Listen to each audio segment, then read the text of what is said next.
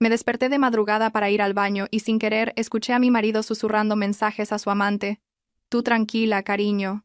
Mañana este chalet de 700 metros cuadrados será todo tuyo.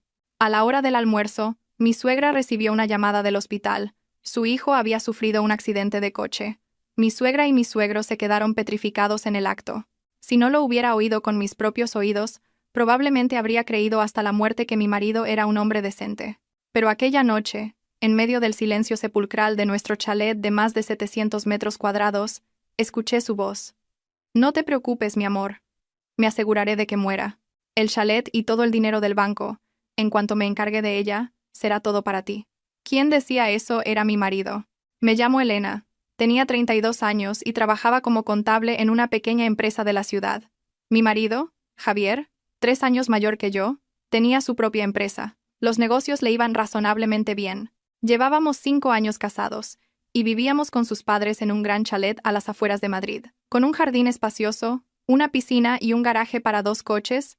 Cualquiera que nos viera desde fuera diría que me había tocado la lotería. Me había casado con un hombre exitoso, de familia adinerada. Mi suegro, Agustín, era un hombre severo y de pocas palabras, pero cada una de ellas pesaba como un martillo.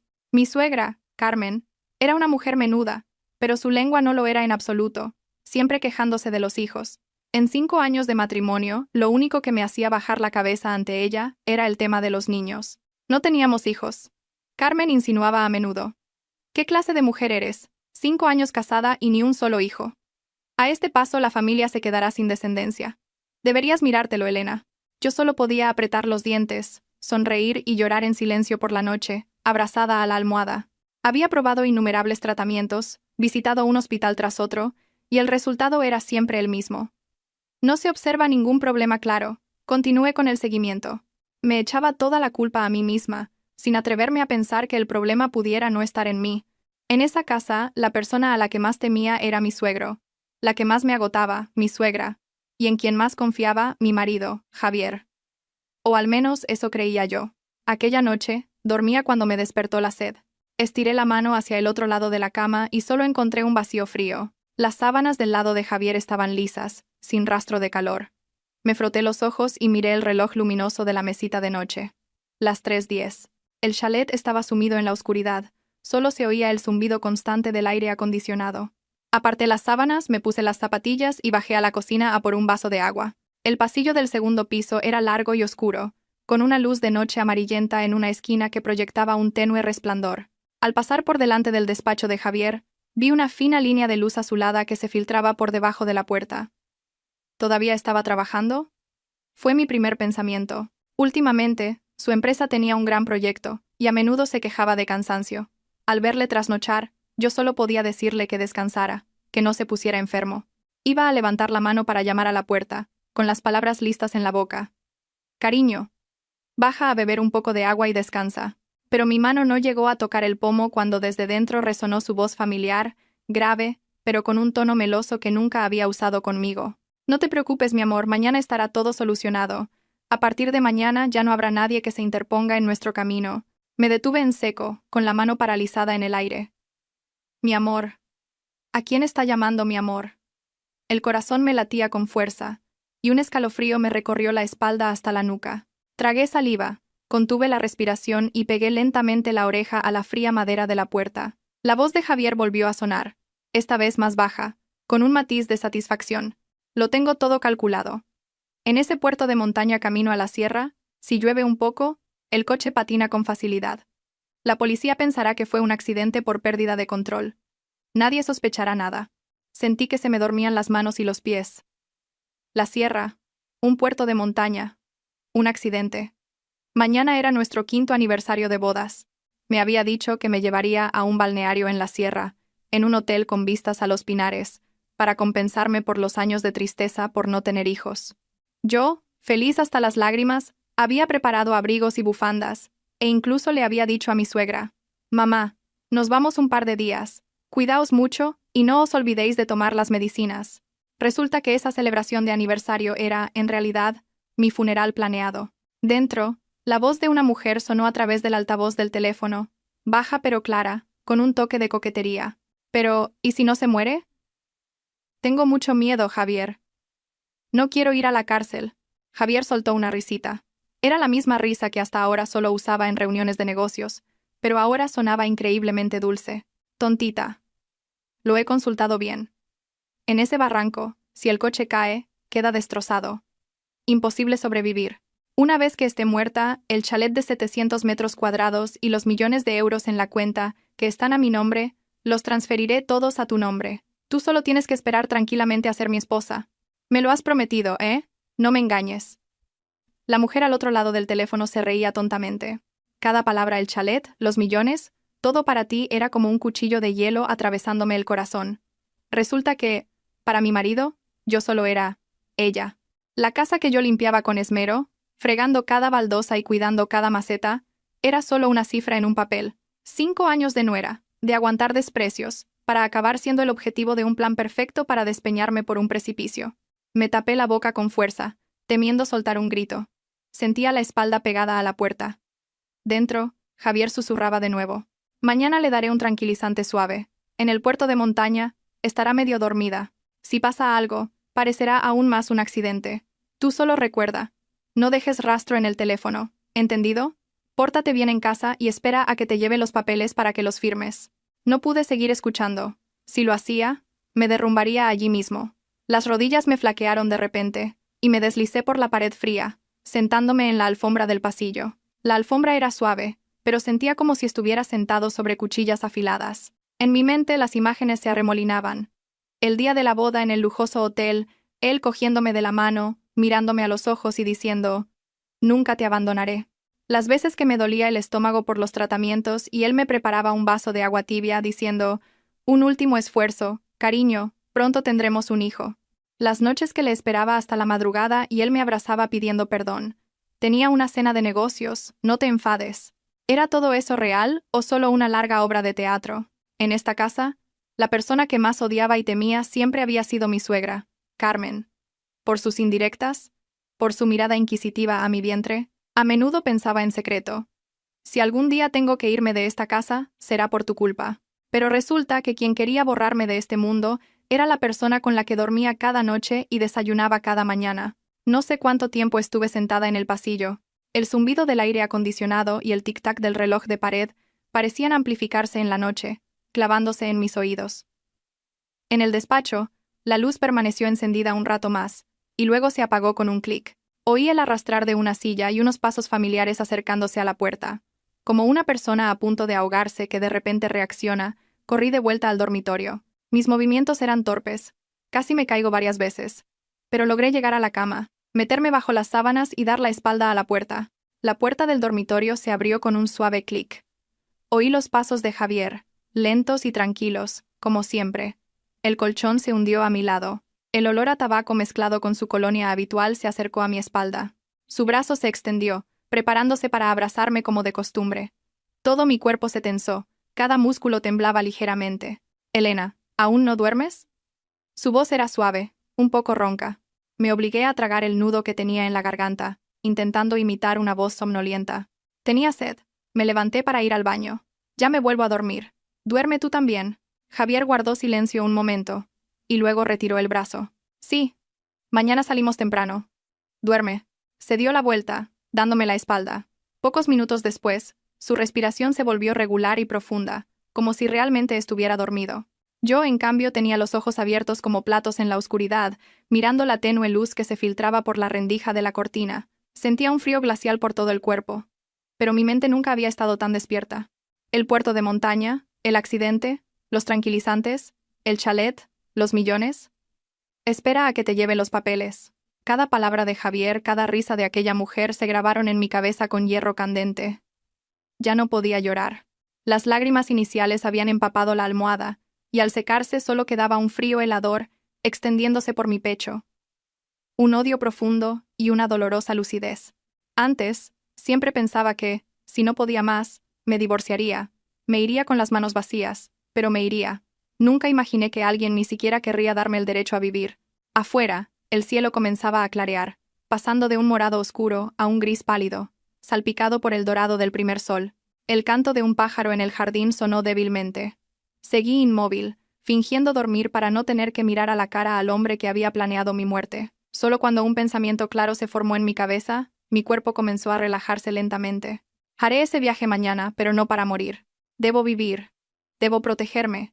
Y haré que paguen por cada cosa que han planeado contra mi vida. Ese pensamiento fue como una pequeña llama que se encendió en la larga noche, calentando mi corazón congelado. No sabía qué pasaría mañana en esa carretera de montaña, pero sabía que, desde el momento en que escuché esa conversación, ya no era la mujer sumisa y resignada. Viviré, y recuperaré todo lo que me pertenece, a mi manera. A la mañana siguiente, no recordaba si había logrado dormir algo. Solo sé que cuando sonó el despertador, sentía la cabeza pesada, como llena de algodón, pero extrañamente despejada. A mi lado, Javier seguía tumbado, con los ojos cerrados y la respiración acompasada. Si no hubiera escuchado la conversación de anoche, probablemente me habría girado para despertarle suavemente, como tantas otras mañanas. Pero hoy, simplemente me levanté en silencio, intentando no mover el colchón ni un ápice. Entré en el baño y cerré la puerta, aferrándome al lavabo. En el espejo, mi rostro mostraba unos ojos hundidos, con los bordes enrojecidos y los labios secos. Me miré fijamente durante un largo rato y susurré, como si hablara con una extraña. Mi teléfono seguía en la mesita de noche. Anoche, en medio del pánico en el pasillo, no sé cómo tuve la lucidez de abrir la aplicación de grabación y meter el móvil en el bolsillo del pijama. Al volver a la cama, antes de fingir dormir, la había detenido. Ahora, sentada en la tapa del inodoro, con las manos temblorosas, abrí el archivo de audio. La voz de Javier sonó, palabra por palabra, tan clara como si me la estuvieran susurrando al oído.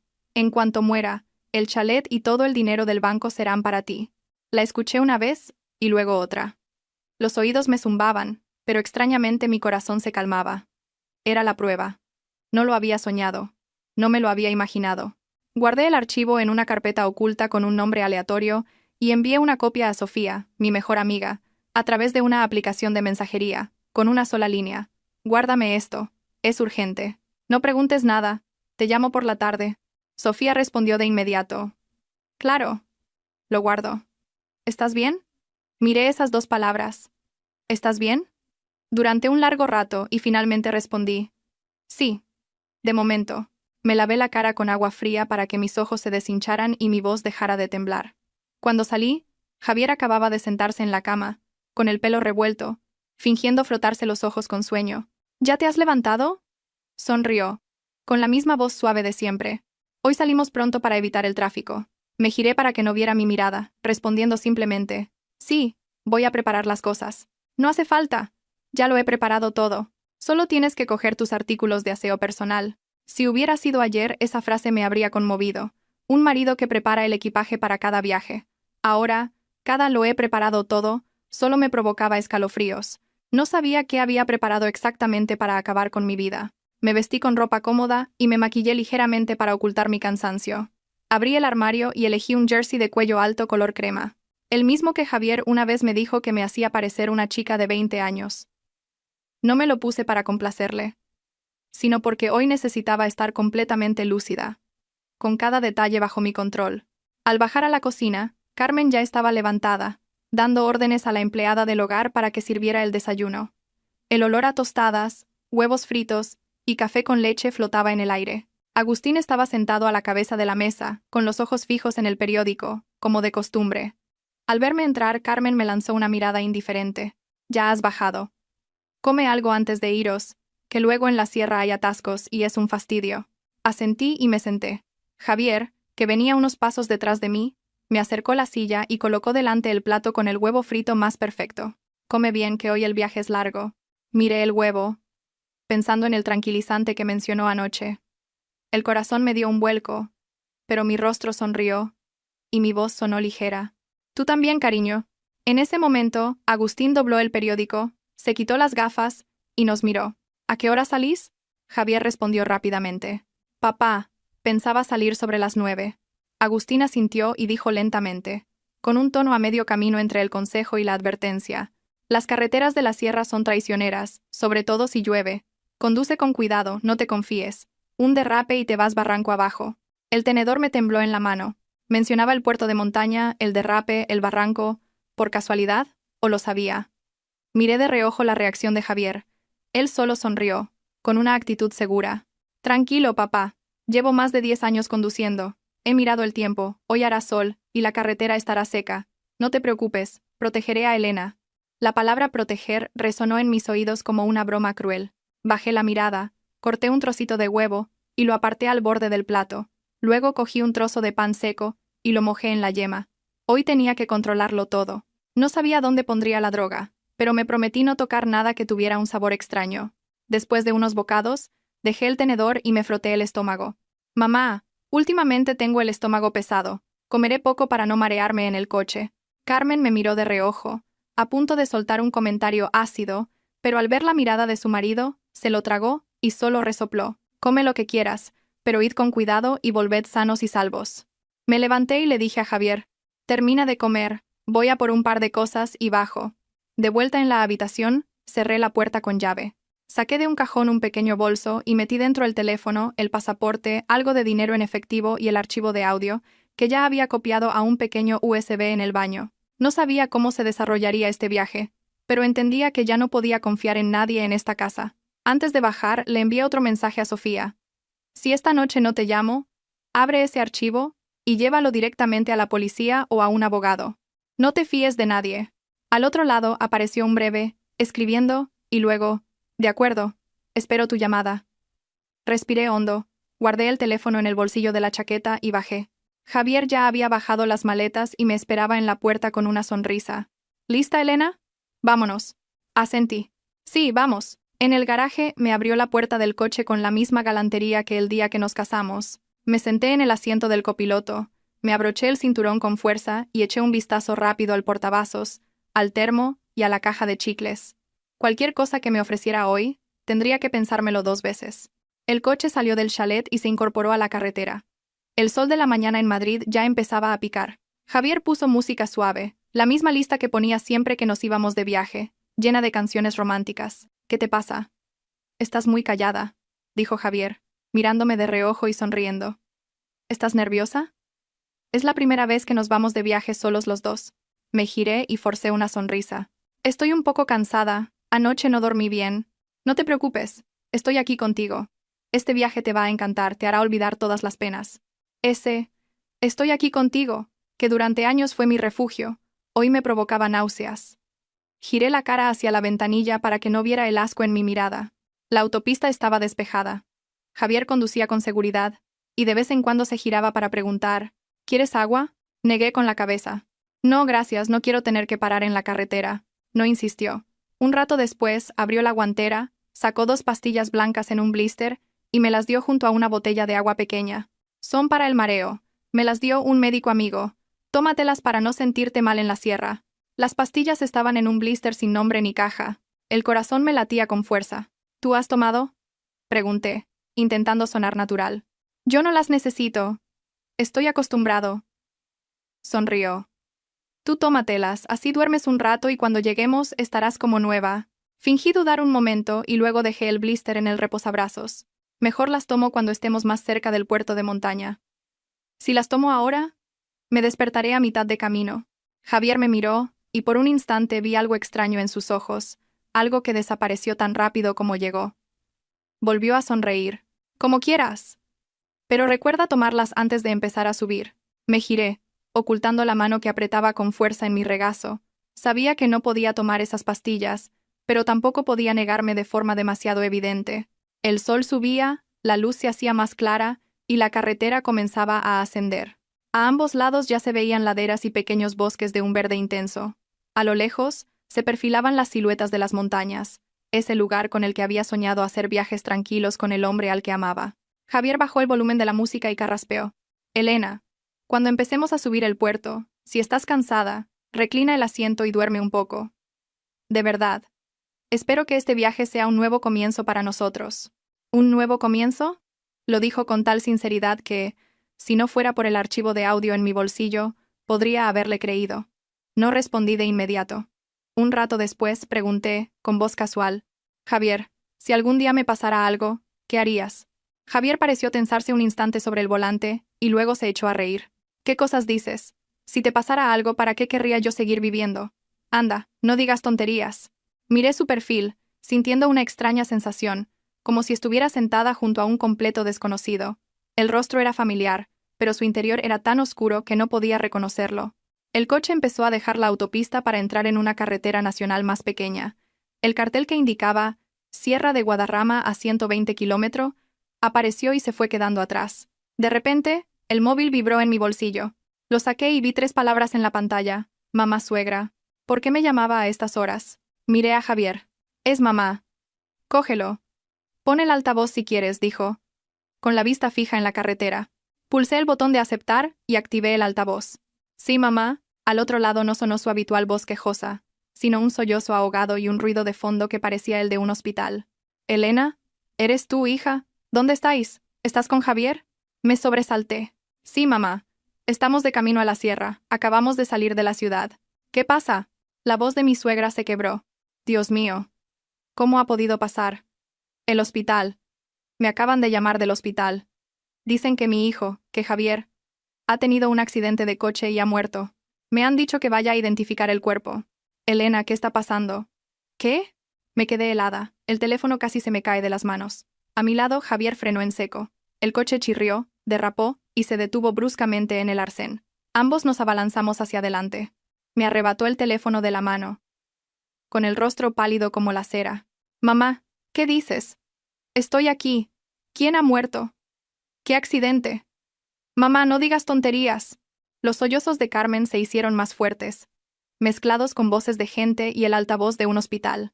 Me han llamado ellos. Me han dado su nombre completo y la matrícula del coche.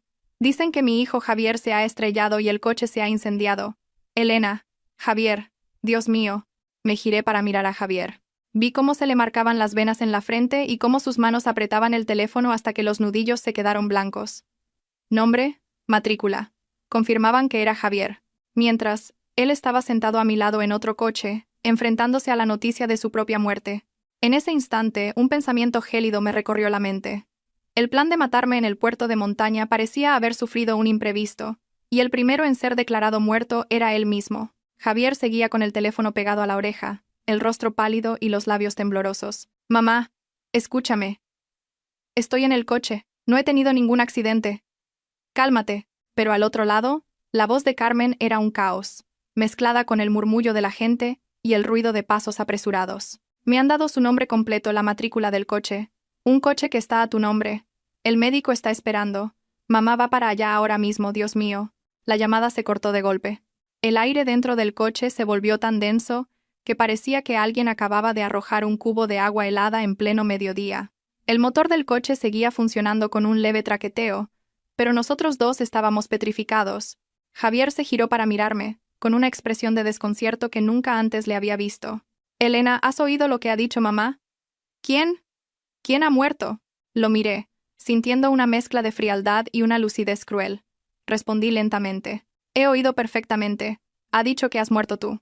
Javier soltó una risa seca. Un sonido que se le atascó en la garganta. ¡Qué estupidez!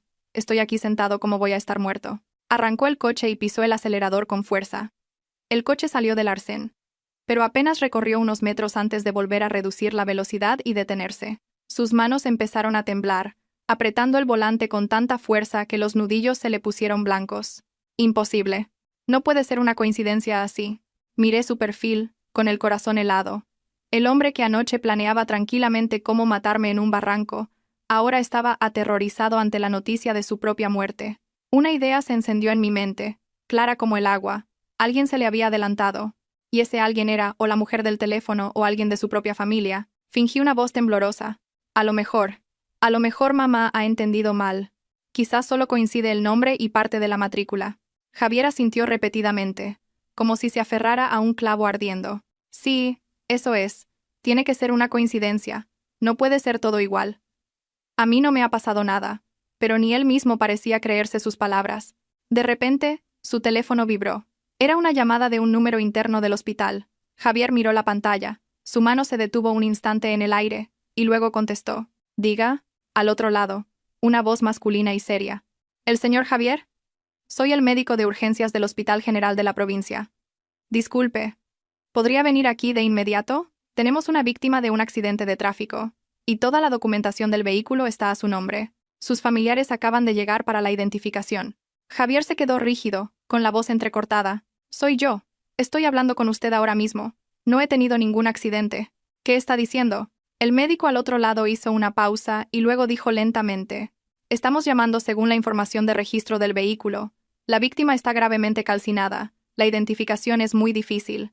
La familia insiste en que la víctima es su hijo, es decir, usted.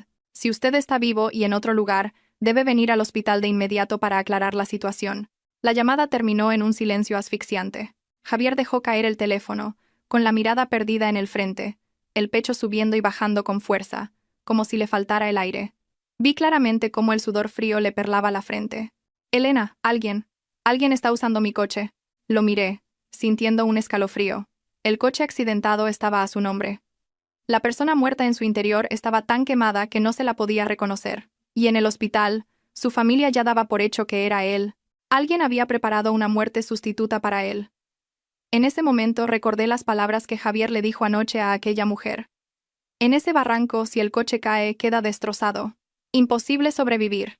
Un plan perfecto, solo que la persona que había caído al barranco no era yo.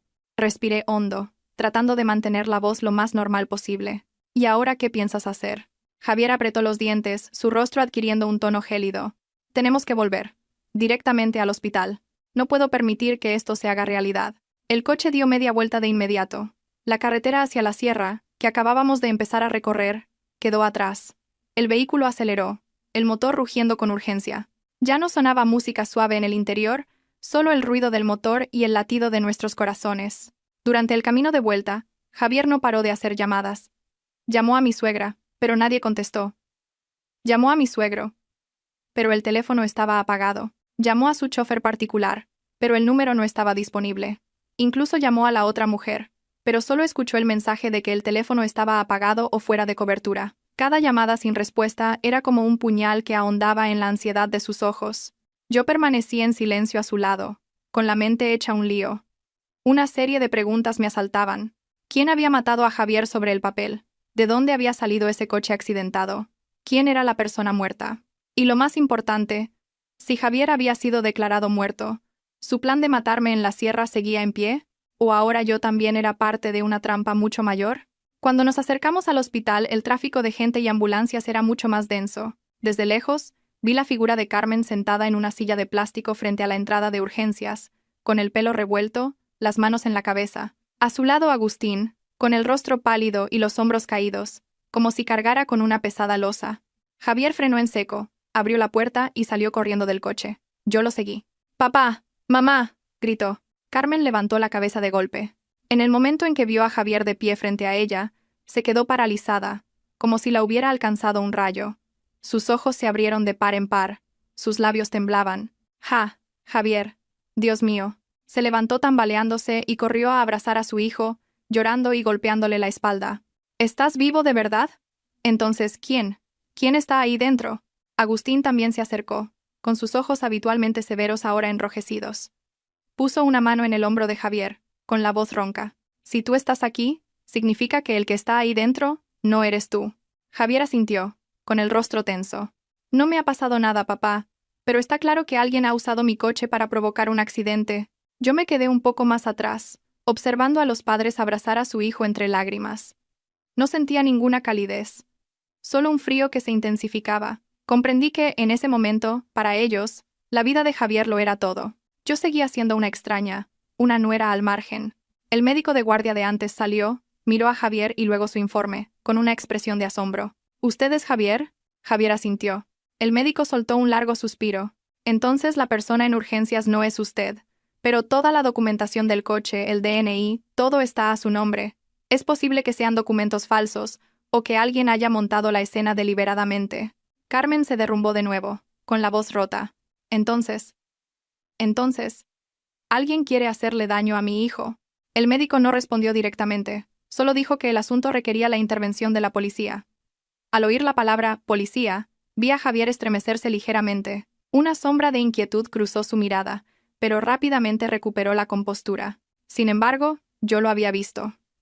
Comprendí que, si se investigaba a fondo, no solo saldría a la luz el falso accidente, sino que tarde o temprano alguien descubriría su plan en la sierra.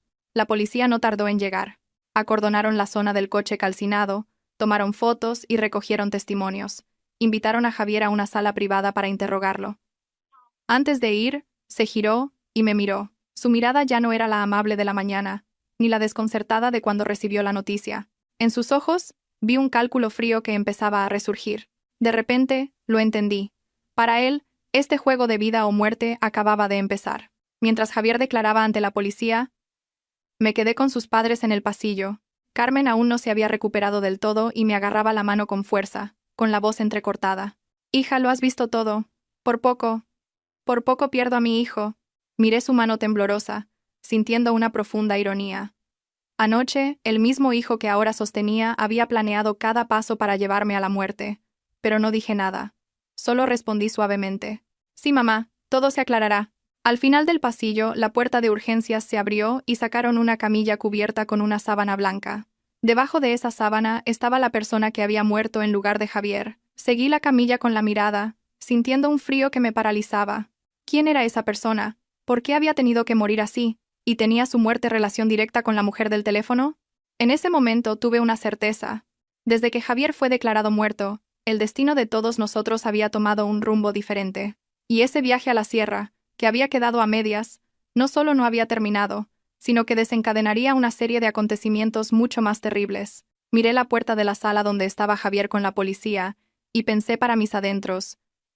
Querías que muriera en un barranco, pero ahora eres tú quien se encuentra en una encrucijada de vida o muerte. Javier estuvo casi una hora en la sala con la policía antes de salir. Cuando la puerta se abrió, levanté la vista y me encontré con su mirada. El desconcierto inicial había desaparecido, reemplazado por una calma forzada, la de alguien que intenta recuperar el control. Mi suegro se levantó de un salto. ¿Qué ha pasado, hijo? ¿Qué ha dicho la policía? Javier negó con la cabeza, con la voz ronca. Solo han tomado la declaración inicial, papá. El coche está a mi nombre, los documentos también, así que necesitan verificarlo todo con mucho cuidado. De momento, no han llegado a ninguna conclusión. Mi suegra le agarró la mano con fuerza. Entonces, ¿quién es la persona muerta, hijo?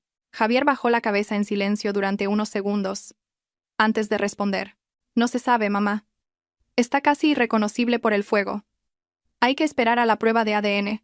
Al oír eso, vi a Carmen desplomarse en la silla, con el rostro tan pálido como si le hubieran drenado toda la sangre. Me acerqué para sostenerla. En el momento en que mi mano tocó la suya, sentí una extraña compasión. Compasión por una madre que estaba al borde de perder a su hijo, sin saber que ese mismo hijo había planeado quitarle la vida a su nuera. La policía sugirió que Javier no abandonara la ciudad temporalmente para colaborar en la investigación. El viaje a la sierra quedaba oficialmente cancelado. Javier condujo de vuelta a casa.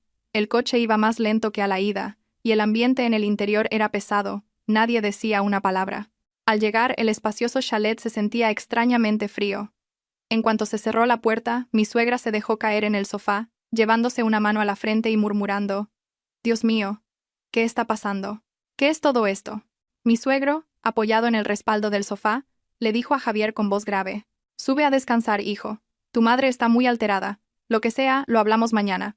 Javier asintió y se giró hacia mí. «Elena, sube tú también a descansar. Seguro que estás agotada». Lo miré y asentí levemente, sin decir nada. Al llegar a la habitación y cerrar la puerta, sentí que las fuerzas me abandonaban. Me apoyé en la puerta y me deslicé hasta quedar sentada en el suelo. En una sola mañana, todo se había puesto patas arriba. Su plan de matarme no se había ejecutado porque él mismo había sido declarado muerto por un sustituto. Comprendí que lo que yo sabía era solo la punta del iceberg. Detrás de Javier, detrás de la mujer del teléfono, había otra mano, más discreta, más cruel, y dispuesta a matar para lograr su objetivo. El teléfono vibró en mi bolsillo. Era Sofía. «He escuchado el archivo que me enviaste». «Elena, ¿dónde estás? ¿Ha pasado algo?». Tragué saliva, con la voz apenas un susurro. «Aún no estoy muerta, pero todo es un caos. Te llamaré esta noche y te lo contaré todo. Ten mucho cuidado, Elena. Lo que me has enviado no es ninguna broma». Colgué, guardé el teléfono y entré en el baño. En el espejo, seguía siendo yo, pero mi mirada era diferente. Ya no era la de una mujer crédula, sumisa y asustada. Ahora, en mis ojos había una vigilancia que no descansaba. Acababa de cambiarme cuando oí que llamaban a la puerta. «Elena». Era la voz de mi suegra. Abrí la puerta. Estaba allí, con los ojos hinchados y una taza de infusión caliente en la mano. «Bebe esto, hija. ¿No has comido nada en todo el día?». Cogí la taza, diciendo en voz baja: «Gracias, mamá». Me miró durante un largo rato, y de repente, rompió a llorar. Elena, por poco pierdo a mi hijo. Creía que Javier estaba muerto de verdad. Me quedé inmóvil, el líquido en la taza temblando al ritmo de mi mano. Mamá, si hoy la persona accidentada hubiera sido yo, ¿qué pensarías? La pregunta se me escapó, sorprendiéndome a mí misma. Carmen se quedó paralizada un segundo, y luego negó con la cabeza. ¿Qué dices? Javier y tú sois marido y mujer. Es una desgracia, no me atrevo ni a pensarlo. Su respuesta fue ambigua. Comprendí que, en su corazón, su hijo siempre sería el centro. Yo, aunque llevara 5 años siendo su nuera, siempre estaría en la periferia. Me puso una mano en el hombro. Anda, descansa. Estos días van a ser muy complicados para la familia. Se dio la vuelta y se fue. La seguí con la mirada, con una sensación de vacío. La cena se sirvió, pero casi nadie comió. Mi suegro probó un par de bocados y dejó los cubiertos. Mi suegra estaba ausente, suspirando de vez en cuando. Javier no apartaba la vista del teléfono, recibiendo y haciendo llamadas constantemente. Noté que cada vez que sonaba el teléfono, su mirada se tensaba. Cuando creía que nadie lo veía, salía al balcón y hablaba durante mucho rato. Sobre las 9, volvió a la habitación. En cuanto cerró la puerta, se acercó a mí. Instintivamente, di un paso atrás. Elena, ¿has pasado mucho miedo hoy? Preguntó, con la voz grave, intentando mostrar preocupación. Lo miré, esforzándome por mantener la calma. Cualquiera tendría miedo al oír que su marido ha muerto. Él suspiró, llevándose una mano a la frente. Nunca pensé que llegaría el día en que recibiría la noticia de mi propia muerte. Elena, parece que alguien va a por mí. Una sonrisa amarga se dibujó en mi mente. No es que alguien fuera a por él, es que él mismo había iniciado esta partida. Pero en voz alta, solo dije, solo espero que todo se aclare pronto. Estoy muy cansada. Javier me miró. Sus ojos se oscurecieron por un instante, y luego asintió. Descansa. Esa noche no dormí. El viento susurraba en el jardín y el canto de los insectos aumentaba mi inquietud. A través de la ventana, vi que la luz del balcón de su despacho seguía encendida. Estaba despierto de nuevo. Cerca de la 1 de la madrugada, mi teléfono vibró suavemente. Era un mensaje de un número desconocido. Si quieres saber quién murió en lugar de su marido, mañana a las 7 en la cafetería de enfrente del hospital. Venga sola. No se lo diga a nadie. El corazón se me encogió. Leí el mensaje varias veces. En mi mente apareció el rostro de la mujer de la llamada, pero mi instinto me decía que quien enviaba el mensaje no era ella. Miré hacia donde estaba Javier. La luz del balcón proyectaba una fina línea en la habitación.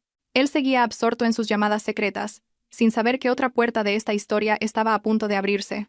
Borré el mensaje, guardé el teléfono y cerré los ojos. Ya no sentía un miedo difuso, sino una fría expectación. Sabía que, a partir de mañana, no solo sería la presa, sino que también empezaría a cazar. A la mañana siguiente, me desperté a las 5, cuando el cielo aún estaba cubierto por la niebla y el aire de la habitación era inusualmente frío. A mi lado, Javier seguía durmiendo de espaldas a mí. Su rostro, en la penumbra, parecía tranquilo, como si la terrible noticia de su muerte no hubiera ocurrido. Si no fuera por el mensaje en mi teléfono, me habría preguntado si todo lo de ayer fue real o una pesadilla. Me levanté de la cama en silencio, con pasos sigilosos para no despertarlo. En el baño, me lavé la cara durante mucho tiempo para mantenerme despierta.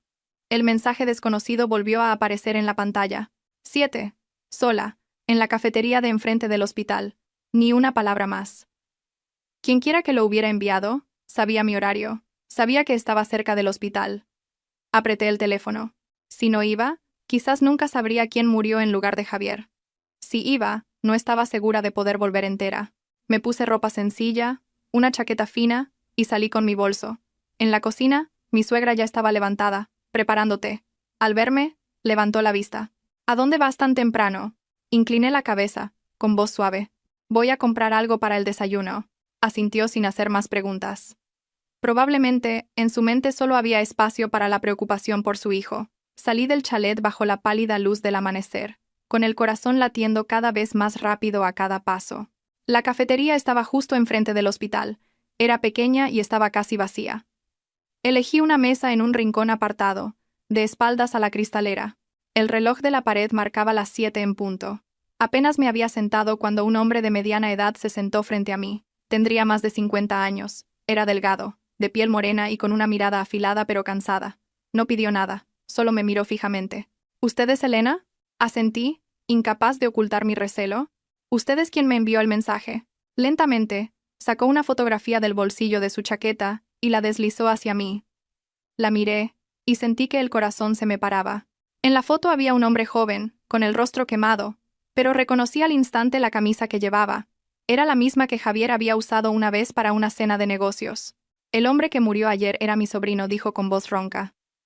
Se llamaba Marcos. Me quedé sin palabras. ¿Por qué su sobrino llevaba la ropa de mi marido? ¿Por qué conducía un coche a su nombre? Pregunté, con la voz temblorosa. Él esbozó una sonrisa triste. Porque alguien le pagó para que muriera en su lugar. Las palabras «morir en su lugar» fueron como una puñalada helada en mi pecho. Apreté los labios, intentando mantener la calma. ¿Quién fue? Me miró detenidamente y dijo lentamente: su propio marido. Sentí que me derrumbaba.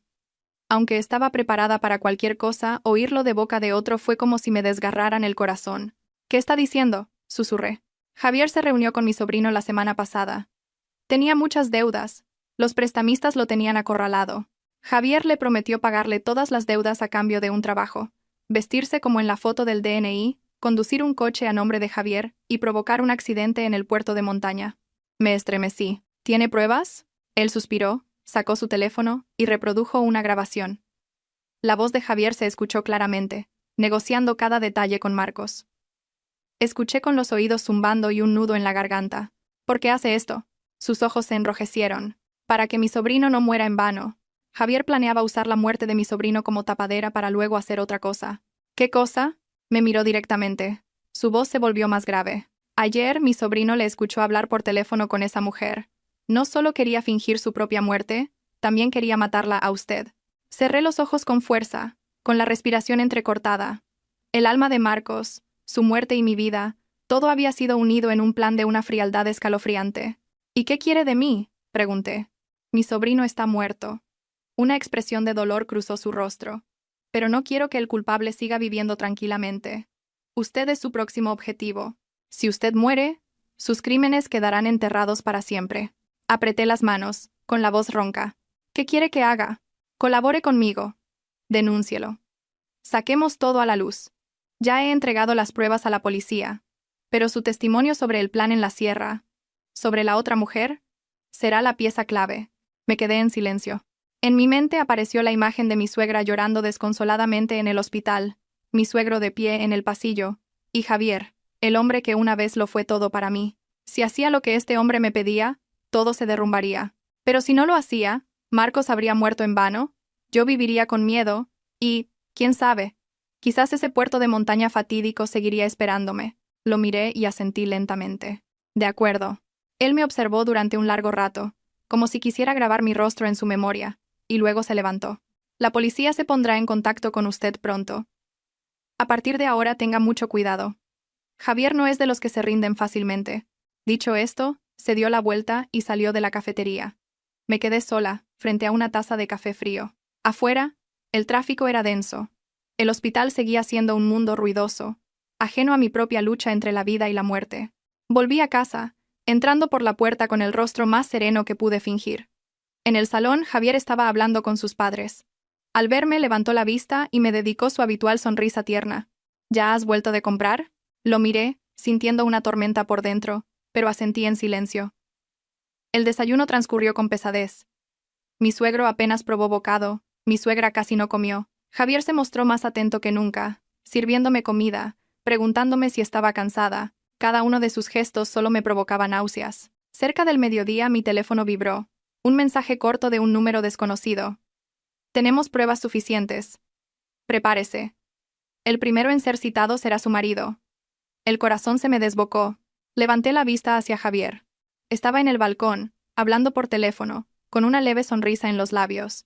Probablemente, todavía creía que lo tenía todo bajo control. Comprendí una cosa. Esta partida ya no era una simple persecución. Era una batalla entre la verdad y el crimen, entre una mujer que una vez fue sumisa y un hombre capaz de cambiar vidas por dinero y libertad. Esa noche, cuando todos dormían, me quedé de pie en la habitación, con la mano en el vientre. Por primera vez en años, no sentí desesperación por no poder tener hijos, sino una clara determinación. Si sobrevivía a todo esto, viviría una vida diferente. No sabía qué pasaría mañana. Solo sabía que, desde que salí de esa cafetería, el destino de Javier y el mío estaban oficialmente en frentes opuestos. Esa noche apenas dormí. El sonido de la puerta del balcón chirriando con el viento era suficiente para que el corazón se me encogiera. Estaba tumbada de lado, de espaldas a Javier, escuchando su respiración lenta y regular, como si los horribles acontecimientos de los últimos días no tuvieran nada que ver con él. Me di cuenta de que el hombre que había compartido 5 años de matrimonio conmigo era ahora un completo extraño durmiendo en mi misma cama. Casi al amanecer, mi teléfono vibró muy suavemente. Un mensaje corto. A las 9, la policía citará a Javier de nuevo. Miré la pantalla durante un largo rato y luego la apagué en silencio. Ya no sentía solo miedo, sino la sensación de estar en el umbral final de una etapa de mi vida. A un lado 5 años de matrimonio sumiso. Al otro, la fría verdad a punto de salir a la luz. Javier se despertó más tarde de lo habitual. Cuando abrió los ojos, yo ya estaba sentada en el borde de la cama, fingiendo leer noticias en el teléfono. ¿Te has levantado tan temprano?, preguntó con voz somnolienta. Sí, es la costumbre. Se incorporó, se estiró y me miró durante unos segundos antes de sonreír. ¿Has adelgazado estos días? No respondí. He adelgazado por el miedo, por el asco, por tener que actuar cada minuto de cada día. ¿Lo sabes? Pero solo dije en voz baja. Será por el cansancio de estos días. Abajo, mi suegro ya estaba sentado en la mesa del té. Mi suegra también estaba levantada, pero con el rostro demacrado y ojeras profundas. Aún no se había recuperado del shock. Mi suegro miró a Javier y dijo con voz grave. ¿Te ha vuelto a llamar la policía, hijo? Javier se detuvo un instante antes de negar con la cabeza. No, papá, supongo que tardarán unos días. Bajé la cabeza para servirme agua y ocultar mi mirada. Sabía que mentía, y él no sabía que yo lo sabía. Sobre las 8, mientras desayunábamos, sonó el timbre. La empleada del hogar fue a abrir. 2 agentes de policía estaban en la puerta. ¿Está el señor Javier en casa? La habitación se quedó en silencio. A mi suegra se le cayeron los palillos. Mi suegro se levantó de un salto. Javier se quedó inmóvil unos segundos antes de levantarse lentamente. Aquí estoy. Un agente le mostró una citación. Necesitamos que nos acompañe para aclarar algunos detalles sobre el accidente del otro día. Mi suegra palideció y agarró la mano de su hijo. Agentes, ¿por qué se lo llevan otra vez? Él no estaba en ese coche. El agente respondió con calma. Precisamente por eso necesitamos aclararlo, señora. Javier se giró para mirar a su padre y luego a mí. Su mirada se detuvo en mí un instante más. Vi claramente la sospecha en sus ojos. Quizás empezaba a dudar. No de que su plan hubiera sido descubierto, sino de mí, la mujer que creía tener bajo su control. Voy y vuelvo. No os preocupéis, papá, mamá dijo. Mi suegra rompió a llorar. Hijo, recuerda contárselo todo. Tú no has hecho nada malo. Yo estaba detrás de ella, viendo cómo Javier se iba con los 2 agentes. Cuando la puerta del coche se cerró, sentí como si la soga invisible que me había oprimido el cuello durante días comenzara a vibrar. La casa se sumió en un silencio pesado. Mi suegro se sentó abatido junto a la mesa del té. Mi suegra no paraba de rezar y murmurar. Pedí permiso para subir a mi habitación. En la familiaridad de mi cuarto, me senté en la cama y, con manos temblorosas, abrí el teléfono. Una llamada de un número desconocido. Contesté. Elena. La policía está interrogando a Javier. Lo niega todo. Era la voz del hombre del otro día. Prepárese. Pueden llamarla en cualquier momento. Estoy preparada, respondí en voz baja. Me quedé mirando la foto de nuestra boda colgada en la pared. En ella, Javier llevaba traje, y yo, un vestido blanco. Sonreíamos felices. Cualquiera diría que era el comienzo de una vida tranquila. Nadie sabía que detrás de esa sonrisa, un día tendría que testificar contra mi propio marido. Al mediodía, mi teléfono volvió a sonar. Esta vez, era la policía. Señora Elena, ¿podría venir a la comisaría de inmediato? Miré hacia la puerta. Abajo, se oía la tos de mi suegra. Respiré hondo y respondí. Sí. Voy ahora mismo. Le mentí a mi suegra diciéndole que iba a comprarle unas vitaminas. No preguntó más. Su mente solo estaba con su hijo. Salí de casa con mis propios pies. Sin mirar atrás. En la comisaría, me llevaron a una sala de interrogatorios. Javier estaba sentado al otro lado de la mesa. Al verme entrar, su rostro se endureció. Claramente, no esperaba que me llamaran a mí. Un agente dijo, hoy hemos invitado a la señora Elena para aclarar cierta información.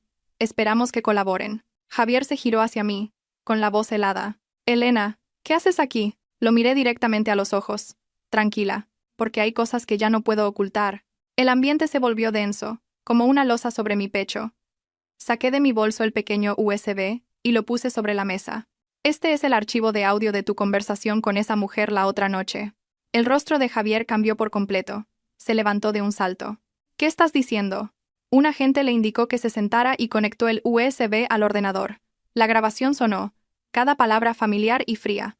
En cuanto muera, el chalet y todo el dinero del banco serán para ti. El rostro de Javier se puso lívido.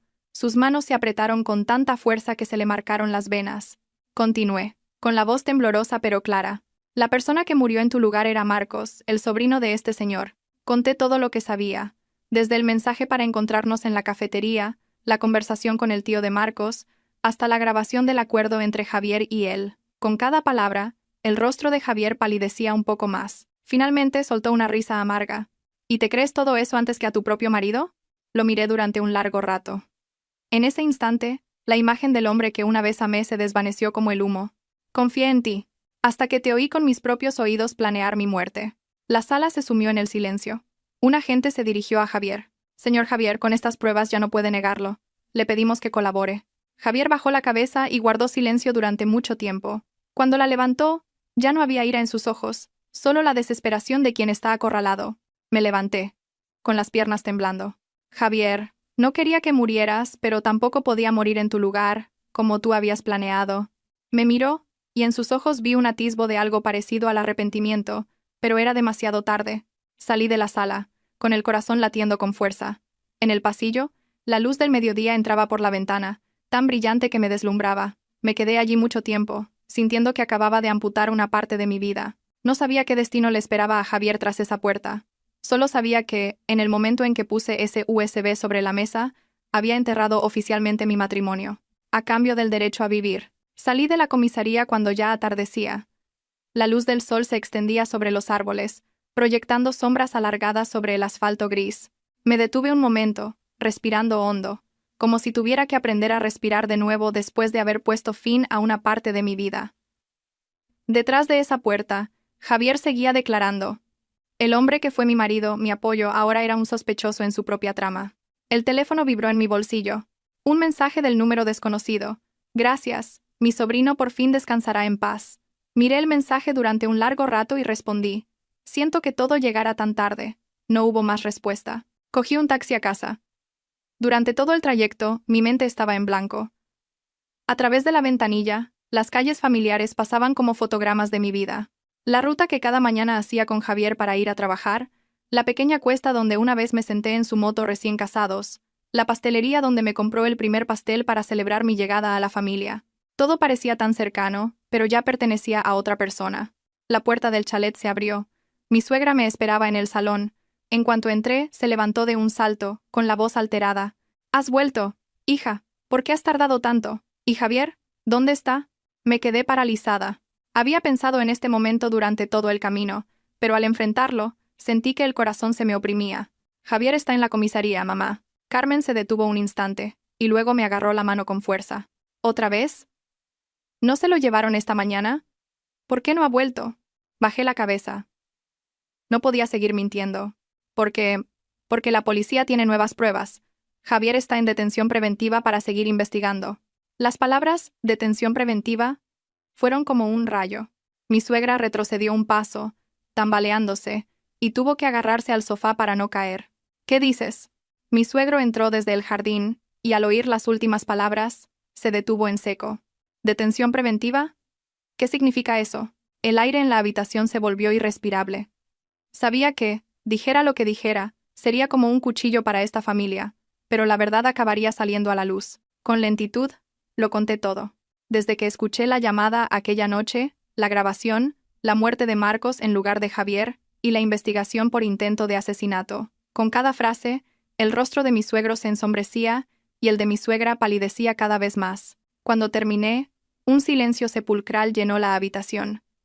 Mi suegro se dejó caer en el sofá, con las manos temblorosas entrelazadas. Después de un largo rato, logró decir con voz ronca: «Entonces, ¿quería matarte?» Asentí, las lágrimas cayendo sin que me diera cuenta. Sí. Si no hubiera sido por la muerte de Marcos, la persona en esa camilla hoy podría haber sido yo. Mi suegra rompió a llorar desconsoladamente. Ya no se golpeaba el pecho ni invocaba al cielo como en el hospital. Se derrumbó sobre la mesa, llorando como quien lo ha perdido todo. Dios mío, está loco. ¿Cómo ha podido hacerle eso a su propia mujer? Mi suegro levantó la cabeza y me miró, con una expresión de dolor y pesadumbre. Elena, te pido perdón. No supe educarlo. Negué con la cabeza, con un nudo en la garganta. No es culpa suya, papá. Yo tampoco imaginé que él se convertiría en esto. De repente, mi suegra levantó la cabeza, con los ojos inyectados en sangre. ¿Aún lo quieres, Elena? La pregunta me oprimió el corazón. Quería al Javier de los primeros años, al hombre decente que me cogía de la mano, pero al hombre que intentó matarme, ya no podía llamarlo amor. Bajé la cabeza, sincera. Lo quise mucho. Pero ahora, solo quiero vivir. Mi suegra volvió a derrumbarse, sin poder decir más. Esa noche, la casa estaba sumida en un silencio absoluto. Ya no se oían los pasos de Javier en el pasillo, ni su voz llamándome. Solo los suspiros de mi suegro desde su despacho y los sollozos intermitentes de mi suegra tras su puerta, tumbada en la cama, miraba el techo, sintiendo un vacío inmenso. A un lado, una familia destrozada por un hijo detenido. Al otro, yo, la esposa que acababa de empujar a su marido a la cárcel para salvar su vida. No sabía quién sufría más. Solo que nada volvería a ser como antes. Casi a medianoche, mi teléfono vibró. Un mensaje de un número desconocido. Javier ha sido imputado formalmente por intento de asesinato y suplantación de identidad en un accidente mortal. Los procedimientos legales comenzarán en los próximos días. Leí el mensaje con las manos temblando. Aunque estaba preparada, la palabra imputado me dolió como un desgarro. A la mañana siguiente me llamaron de nuevo para ampliar mi declaración. Cuando volví, ya era de noche. Al entrar, vi a mi suegra sentada en el salón. Se levantó y se acercó lentamente. Pensé que me culparía, que me odiaría, pero no. Solo me miró, con la voz ronca. «Haz las maletas». Me quedé helada. «¿Qué dice mamá?» Ella se giró para ocultar su emoción. «Esta casa ya no es un lugar tranquilo. Eres la mujer de un hombre que va a ser juzgado. Aquí sufrirás mucho. Vuelve a casa de tus padres por un tiempo». La miré, sintiendo un nudo en el pecho. Comprendí que no me estaba echando, me estaba protegiendo de la única manera que podía. «¿Y Javier?», pregunté en voz baja. Cerró los ojos, las lágrimas escapando. «Tendrá que pagar por lo que ha hecho. Ya no puedo salvarlo». Subí a mi habitación y empaqué algunas cosas. Cada objeto que cogía era un recuerdo. La camisa que me regaló por mi cumpleaños. La bufanda que le puse cuando tuvo fiebre. Todo era ahora fragmentos de una memoria rota.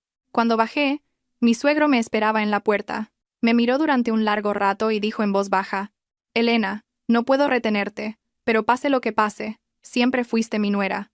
Incliné la cabeza profundamente. «Gracias, papá». Mi suegra me dio un sobre. «Aquí hay algo de dinero.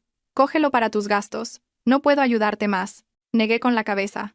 «No puedo aceptarlo». Me lo puso en la mano con fuerza, con la voz entrecortada. «Cógelo. Al menos así mi conciencia pesará un poco menos».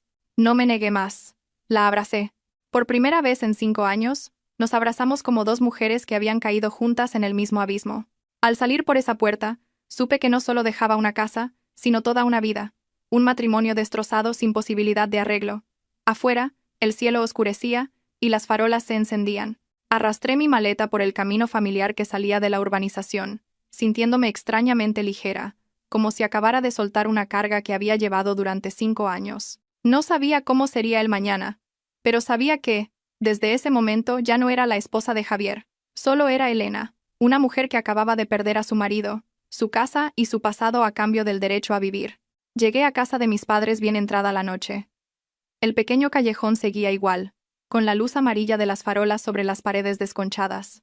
El olor a cena tardía y a humo de leña se mezclaba en un aroma familiar que me conmovió. Frente a la puerta, mi madre estaba sentada en una silla baja, abanicándose con un viejo abanico de mimbre.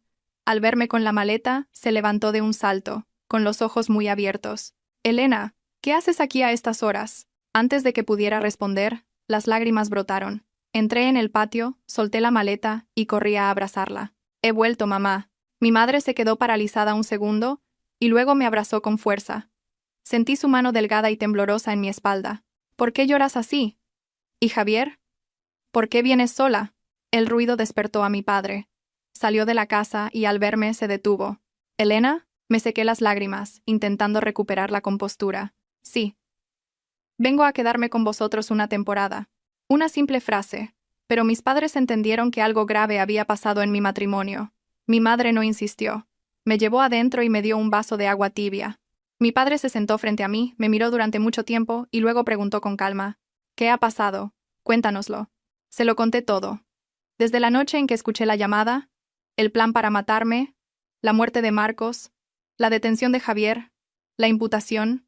Con cada palabra, el rostro de mi padre se ensombrecía. Mi madre, a mi lado, agarraba el vaso con tanta fuerza que el agua temblaba. Cuando terminé, un silencio asfixiante llenó la casa. Mucho después, mi padre soltó un largo suspiro. Dios mío, ¿se atrevió a tanto? Mi madre rompió a llorar, un sollozo ahogado. Hija mía, casi te matan. ¿Por qué tienes que sufrir tanto? Sentada entre mis padres, con la cabeza gacha, sentí que había recorrido un camino muy largo y oscuro para finalmente encontrar el camino de vuelta a casa. Esa noche, dormí en mi antigua habitación, con las mismas paredes de color amarillo pálido y la cama de madera que crujía con cada movimiento. Todo era tan sencillo que me emocionaba. Miré el techo durante mucho tiempo, con el rostro de Javier en la comisaría grabado en mi mente. Ya no lo odiaba como al principio, solo sentía un agotamiento profundo, como el de quien acaba de sobrevivir a una gran tormenta. Los días siguientes, me llamaron varias veces para ampliar mi declaración. Mis padres me llevaban y me recogían. Mi madre me cogía de la mano mientras esperábamos en el pasillo de la comisaría, como si temiera que, si me soltaba, la vida me arrastrara de nuevo. Una tarde, al salir, me encontré a mi suegro en la puerta. Había adelgazado mucho, su espalda parecía más encorvada. Al verme, se detuvo un segundo antes de acercarse. Elena, incliné la cabeza. Hola, papá. Me miró. Sus labios se movieron varias veces antes de poder hablar. Solo quería preguntarte, ¿aún lo odias? Guardé silencio. ¿Odiarlo? Lo había odiado hasta el punto de no poder respirar, pero ahora, después de todo, solo sentía dolor. No quiero que muera papá, pero tampoco puedo cargar con sus culpas. Mi suegro asintió, con los ojos enrojecidos. Lo entiendo. No te culpo. Se dio la vuelta en silencio. Al ver su espalda encorvada, sentí una profunda tristeza. Todos los padres quieren a sus hijos, pero algunos hijos se desvían del camino. Días después, la policía me informó de que la mujer de la llamada se había fugado. Poco a poco, su identidad fue revelada. Había sido empleada en la empresa de Javier, y su relación clandestina duraba más de un año. Fue ella quien lo instigó a planearlo todo, desde la muerte sustituta hasta mi asesinato en la sierra. Al oírlo, me quedé en silencio. Resulta que, durante más de un año, mientras yo tomaba tratamientos para tener hijos y aguantaba las críticas de mi suegra, mi marido vivía otra vida a mis espaldas. Sofía vino a verme una noche de lluvia. Me abrazó nada más entrar. Tienes mucha suerte de seguir viva, Elena. Asentí con una sonrisa triste. Sí, acabo de darme cuenta. Se quedó conmigo mucho tiempo, hablando de trivialidades para distraerme. Antes de irse, me cogió la mano. ¿Qué piensas hacer? Divorciarte, ¿verdad? Miré el cielo oscuro. La lluvia caía sin cesar. Ya no es una opción, es una obligación. Sabía que, desde que Javier fue imputado, nuestro matrimonio había terminado, tanto en el papel como en el corazón. Una mañana, fui a una revisión médica rutinaria que me pidió la policía. La doctora me llamó a su consulta. Después de ver los resultados, me miró con sorpresa. Señora Elena, ¿sabe que está usted embarazada? Me quedé paralizada. Los oídos me zumbaban, la mente en blanco. ¿Qué ha dicho, doctora? Está de unas 5 semanas. Es muy pronto. Me derrumbé en la silla. Un hijo. Llegaba justo cuando mi matrimonio se rompía, justo cuando su padre se enfrentaba a la cárcel. Esa noche se lo conté a mis padres. Mi madre me abrazó llorando. Mi padre se quedó en silencio durante mucho tiempo antes de decir con calma: ¿Quieres tenerlo? Puse la mano en mi vientre, sintiendo esa vida incipiente, tan frágil. Una parte de mí, y también de Javier. Sí. Él no tiene la culpa. Mi padre asintió. Entonces, te ayudaremos a criarlo. Rompí a llorar. Por primera vez, no lloraba de miedo ni de rabia, sino de gratitud por tener un refugio. No se lo había contado a mis suegros. No sabía si la noticia les traería alegría o más dolor. Pero sabía que este bebé era el regalo y también el mayor desafío que la vida me ponía por delante. Afuera, el viento soplaba y la lluvia caía, pero en mi interior, por primera vez en mucho tiempo, una pequeña vida comenzaba a brotar, frágil y fuerte a la vez. El día del juicio, yo asistí como víctima. Lloviznaba, igual que el día que Sofía vino a verme. Mi madre me cogió de la mano desde que salimos de casa, su mano cálida y temblorosa transmitiéndome fuerza. No tengas miedo, estamos aquí, asentí. En mi vientre, el bebé pareció moverse. Un leve recordatorio de que ya no estaba sola. La sala del tribunal no era grande, pero para mí era un espacio inmenso. En la bancada de enfrente, vi a mis suegros. Ella había envejecido notablemente, con el pelo casi blanco y la espalda encorvada. Al verme, sus ojos se enrojecieron. La saludé con una inclinación de cabeza. Ella asintió levemente. Entonces, trajeron a Javier. Contuve la respiración al verlo. El hombre que una vez fue alto y elegante con trajes caros, ahora vestía el uniforme de preso, demacrado y con el rostro hundido. Cuando su mirada se cruzó con la mía, se detuvo. En sus ojos vi sorpresa, arrepentimiento y finalmente una profunda desesperación. No aparté la vista. Lo miré, más serena de lo que esperaba. El juicio comenzó. Se presentaron las pruebas, la grabación, mi testimonio, el del tío de Marcos, los informes forenses, la confesión final de Javier. Cuando le tocó su última palabra se levantó, temblando. Miró primero a sus padres y luego a mí. Elena, lo siento. Solo 3 palabras. Pero sonaron como una vida entera rompiéndose. Dejé que la codicia me cegara. No solo te traicioné, quise matarte. No merezco ser tu marido, no merezco ser un hijo. Mi suegra rompió a llorar. Mi suegro cerró los ojos, las lágrimas surcando su rostro arrugado. Javier se giró hacia mí, con la voz rota. Elena, no te pido que me perdones. Solo te pido. Sí. Algún día. Pero del bebé. Se atragantó. Sabía que lo había adivinado. Por favor, déjame saberlo. Aunque solo sea una vez en la vida. No asentí ni negué. Solo lo miré durante mucho tiempo. En ese momento, ya no había odio ni amor. Solo un vacío inmenso donde una vez estuvo él. El veredicto fue dictado. Javier fue condenado a muchos años de prisión por conspiración para cometer asesinato, homicidio imprudente y suplantación de identidad. Cuando sonó el martillo del juez, vi a mi suegra derrumbarse sobre el hombro de mi suegro. Él la abrazó, el último abrazo de 2 personas que acababan de perder el pilar de sus vidas. Me di la vuelta. No tuve el valor de mirar más. El día que firmamos el divorcio, hacía un sol radiante. No nos dijimos una palabra, un par de firmas y, oficialmente, dejé de ser su esposa. Al salir, un guardia se lo llevaba. De repente se giró para mirarme por última vez. En sus ojos ya no había cálculo ni amenaza, solo una tristeza infinita. Me di la vuelta antes de que las lágrimas cayeran. Días después, mi suegro vino a casa de mis padres.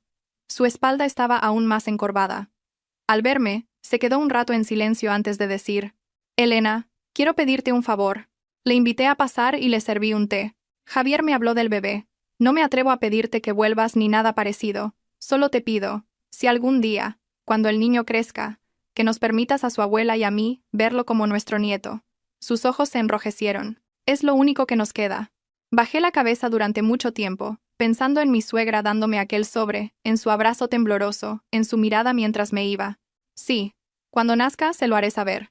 Mi suegro se levantó y se inclinó profundamente ante mí.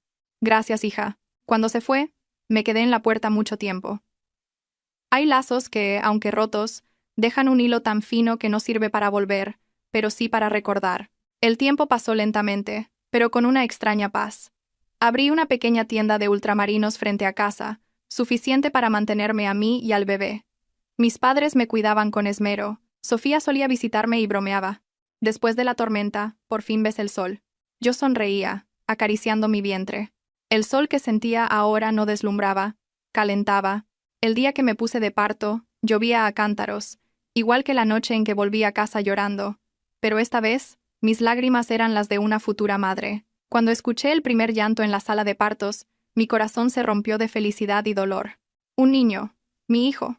Le puse de nombre Mateo, deseando que fuera una persona lúcida toda su vida. Unos días después, mis suegros vinieron a visitarlo. Mi suegra, temblando, lo cogió en brazos. Las lágrimas caían sobre sus manos arrugadas. Hola, pequeño, soy tu abuela. No la corregí. Entendí que, en ese momento, solo necesitaba ser llamada abuela. No le dije a Javier la fecha exacta del nacimiento.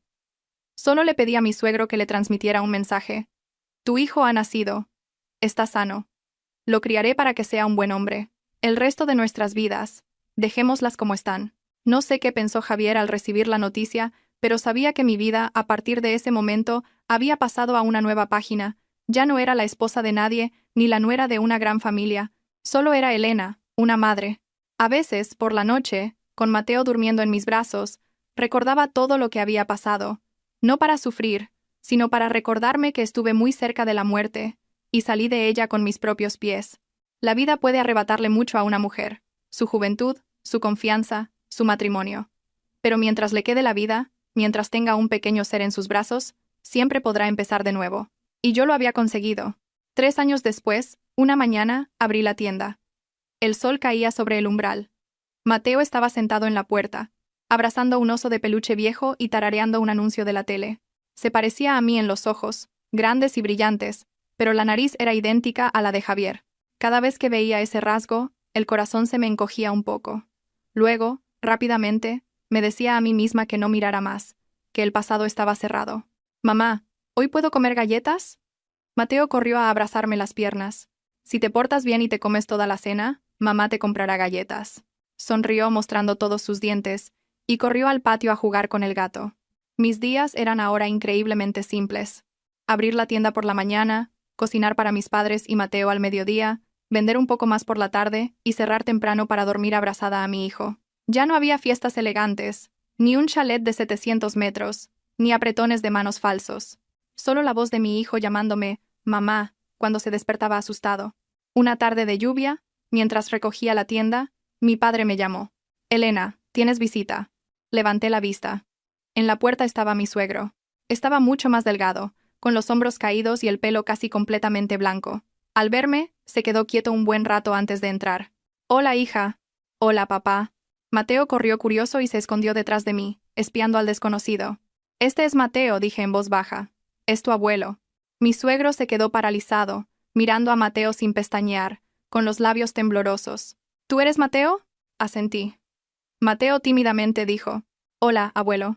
Solo esa palabra bastó para que a mi suegro se le saltaran las lágrimas. Levantó la mano como para acariciarle la cabeza, pero la retiró, temiendo asustarlo. «He venido a veros». Lo invité a pasar. Le sirvió un té. Mi suegro puso una pequeña bolsa sobre la mesa. Unos juguetes para el niño. «No se moleste, papá. No es para ti, es para él». Guardé silencio. Un rato después, dijo lentamente: «Javier, está cumpliendo su condena». Al principio estaba hundido, pero cuando supo que el niño había nacido, parece que empezó a vivir con más responsabilidad. Se ha apuntado a un taller en la cárcel. Dice que si algún día sale, lo único que desea es saber que tú y el niño estáis bien. Sentí una ligera punzada en el corazón, pero solo eso. Mi suegro me miró y dijo en voz baja: «No me atrevo a pedirte que lo perdones». Él mismo se cerró todas las puertas. «Solo quiero que no te amargues la vida por odiarlo». Levanté la vista y lo miré a los ojos. «Ya no lo odio, papá. Simplemente, ya no siento nada por él». Asintió muy levemente. Cuando mi suegro se fue, Mateo corrió tras él y le dio un caramelo. «Toma, abuelo». Mi suegro se detuvo, se agachó para coger el caramelo con la mano temblorosa y le dio las gracias. Su espalda encorvada se perdió en la lluvia. Me quedé en la puerta mucho tiempo.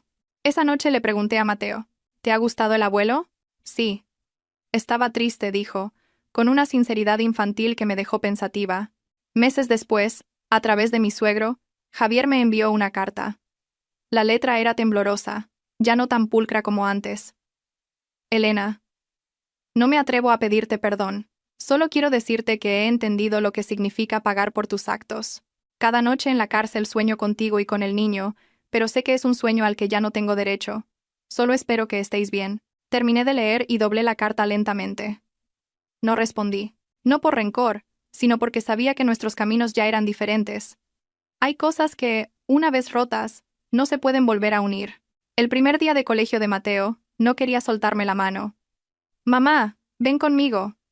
«Entra en clase. Mamá te espera en la puerta». Apretó los labios y, con los ojos llorosos, entró. Cuando la puerta se cerró, me quedé en el pasillo, sintiendo que una pequeña parte de mí se iba de mi lado. Esa noche Sofía apareció en la tienda. «Elena, ¿has pensado en rehacer tu vida?» «¿Qué quieres decir?» «Quiero decir que una mujer tiene derecho a ser feliz una segunda vez». Me reí. «Ya soy feliz». Me miró durante un largo rato y asintió. «Sí, feliz a tu manera». Esa noche, abracé a Mateo mientras dormía, sintiendo una paz inmensa. Ya no temía a la noche. Ya no me sobresaltaban llamadas secretas. Ya no vivía en un chalet enorme y frío. Vivía en una casa pequeña y cálida. Hay cicatrices que nunca desaparecen, pero aprendes a vivir con ellas sin que duelan. Javier era una cicatriz en mi vida, pero Mateo era el calor que la cubría cada día. Salí del infierno con mis propios pies, y ahora caminaba por un sendero diferente, sin lujos ni riquezas, pero donde era libre de ser madre, de ser persona. 18 años después, el día que Mateo recibió la carta de admisión de la universidad, hacía un sol precioso. «Mamá, he entrado», gritó desde la puerta, con la carta en la mano. Corrí hacia él, con las manos más temblorosas que las suyas. «¿De verdad?» «Sí, en ingeniería informática». Lo abracé y por primera vez en muchos años lloré como una niña. Esa noche, Mateo se sentó a mi lado en el porche. «Mamá, quiero preguntarte algo. ¿Cómo era mi padre?» Guardé silencio un largo rato. «Tu padre fue una vez la persona en la que más confiaba. ¿Estás enfadada con él?» Sonreí levemente. «Antes sí, ahora ya no. ¿Puedo verlo?» Me giré para mirarlo. Su rostro se parecía tanto al de Javier en ese momento. «¿Quieres verlo?» Asintió. Muy serio. «No quiero culpar a nadie, solo quiero saber de dónde vengo». Respiré hondo. «Si quieres, no te lo impediré». La visita a la cárcel fue una mañana de lluvia fina. Cuando Javier salió, apenas lo reconocí. Estaba mucho más delgado, con los hombros caídos y arrugas prematuras. Pero al ver a Mateo, sus ojos se iluminaron. «Hola, papá», dijo Mateo, inclinando la cabeza. Solo esas dos palabras bastaron para que Javier rompiera a llorar. «Estás tan alto». «¿Estás bien?», preguntó Mateo. «Conseguir vivo ya es suficiente». Me quedé atrás observándolos. Todo el odio y el miedo de antaño se sintieron de repente muy lejanos. Javier se giró hacia mí. «Elena, has criado a un hijo maravilloso». Solo asentí, porque es mi hijo. Antes de irse, Mateo se despidió. «No sé qué hiciste en el pasado, papá, pero espero que a partir de hoy intentes vivir mejor». Javier asintió repetidamente, sin poder parar de llorar. «Te lo prometo». De vuelta a casa, Mateo me dijo: «Mamá, ahora entiendo por qué elegiste vivir así». Le sonreí. «¿No me culpas?» «No. Estoy orgulloso de ti». Esas palabras hicieron que mi corazón temblara. Creía que solo era una superviviente afortunada, pero para mi hijo, era una madre de la que sentirse orgulloso. Y eso era suficiente para toda una vida. El día que Mateo se casó con Lucía, una chica dulce de familia humilde, la boda fue sencilla, en el patio de casa. Mi suegro vino y observó desde un rincón, en silencio. Durante la ceremonia, Mateo se arrodilló ante mí. «Mamá, gracias por criarme para ser un hombre». Lo levanté, con las lágrimas corriendo por mis mejillas. «Vivir con decencia es el mejor regalo que puedes hacerme». Un año después, nació mi nieta. Mateo corrió a casa gritando: «Mamá, soy padre». Sostuve a la pequeña en brazos, con las manos temblando. La vida es un círculo extraño. Fui una mujer casi asesinada por su marido. Di a luz en soledad, y ahora sostenía a mi nieta entre risas y lágrimas de felicidad. Mi suegro murió unos años después. Antes de irme, lo visité en el hospital. Lo perdoné, y él me pidió perdón. Javier salió de la cárcel.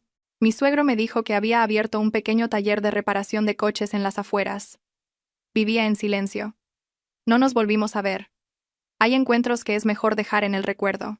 Una tarde, sentada en el porche, con mi nieta durmiendo en mi regazo, me sentí en paz. Había pasado por el infierno, había estado al borde de la muerte, pero al final, había completado un ciclo de dolor para volver a lo más simple, la familia. Soy Elena. Amé, me equivoqué, casi morí, di a luz entre lágrimas. Pero también me levanté, seguí adelante, y conservé la luz para toda una vida que vino después.